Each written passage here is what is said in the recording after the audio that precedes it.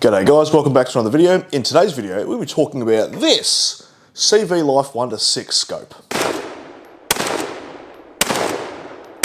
So a couple of months ago, CVLIFE decided to reach out to me and ask me if I wanted to review one of their scopes. I said yes, and they sent it out to me. What can I say about CVLIFE? I'd never heard of them before. They seem to be some sort of small Chinese optics company. It seems to be that they're making a lot of the same stuff that everyone else is making, but one thing that grabbed my eye is they're not trying to oversell their products, which is for me a good thing, because if you tell me this is better than sliced bread and it turns out to be not, then I'm going to give you a harsher review than if you just say it's a scope. And if it ticks that box, it's probably going to get a pretty good review. So let's just talk about the features of this scope. Now, you can buy this with and without this one-piece mount. They sent me the version with the one-piece mount, which I think is great because that's good for, you know, taking on and off your rifle. This particular scope is going to go on my Eureka Stockade because I think it's going to be a fairly good fit for that. A 1-6 is pretty good for the AR style of platform. Yeah, I think it's going to go well on that.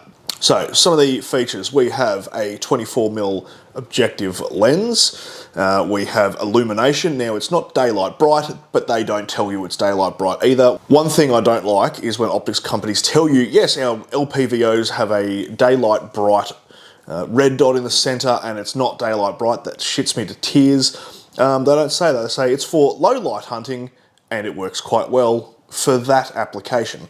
So there's a tick in the box for you. Now, curiously, they didn't list a battery life rating on their website or in any of the information that they sent to me, like the manual or whatever. So I reached out to them and I said, hey, how long do you think the battery on this lasts? And I'll bring up the email and I will read it to you. The spokesperson for CVLIFE, after I asked them how long it lasts, said, the scope comes with 2 batteries and the battery lasts for 2 hours if using continuous lighting. You can turn it off when not in use to extend the service life. I hope this helps you. To which I replied with what my test results had shown me, which is good to know you're not advertising a very long battery life. However, I've done a test and it lasted 24 hours at the highest setting, after which it dimmed to about half brightness. Then at 36 hours, the battery was completely dead. A very good battery life. I am impressed. So the fact that they don't oversell that and say, yeah, well, you can get 40,000 hours of battery life and then it lasts for 24, you'd be like, well, that's shit house. But when they say, oh, it only lasts for 2 and it lasts for 24 or 24 to 36, that is very good. So don't oversell your products. If you undersell them and it performs better, then that is better for you. So kudos to CVLIFE for that. The illumination itself is just a dot in the center of the reticle. The reticle itself is pretty plain, and I think for me personally that is fine on an LPVO because I don't like to have a lot of shit on them. It's literally just big bars coming into the center. It has thin lines, then a dot in the center, and then a couple of hatch marks going down, which I believe is 2 to 3 from a 16-inch barrel out to 500 meters from memory. So moving up to the top, we have locked elevation and windage turrets, but we have all the markings on the outside.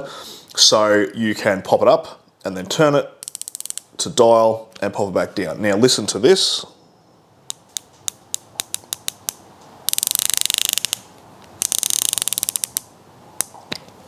That's quite nice. If you've ever used a spongy vortex, you will see that that is a hell of a lot better. If you do want to reach zero, so let's say you pulled up to dial because you were zeroing your rifle, you literally have on top a slot for a coin or a cart case. You would take that little lock screw out, turn the turret back to 0 and put that back in, so it's a toolless design kind of, because you can just do it with, you know, things you already have at the range, which I think is a big benefit.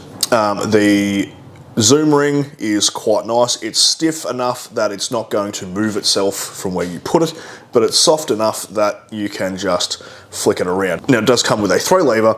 If you are trying to do it without the throw lever, it can be a bit tedious. With it on, it makes it a hell of a lot easier. However, that in the 1X position, it is on the far right, which will not clear a bolt action bolt if that is the type of rifle you have put this on. Just something to bear in mind, but that's something that happens on 99.9% of LPVOs because they're not really designed for bolt actions because, you know, Americans with ARs and whatnot. The diopter ring is quite nice. Now, it's very smooth to use. Once again, it's stiff enough that it's not going to move itself, but not so stiff that you have to really crank down on it to get it to turn. Like most LPVOs, you absolutely cannot get the 1x focus perfect and then have the 6x perfect as well. You have to make a compromise, and you'll even get that on LPVOs that cost 3 or 4 times the amount of this.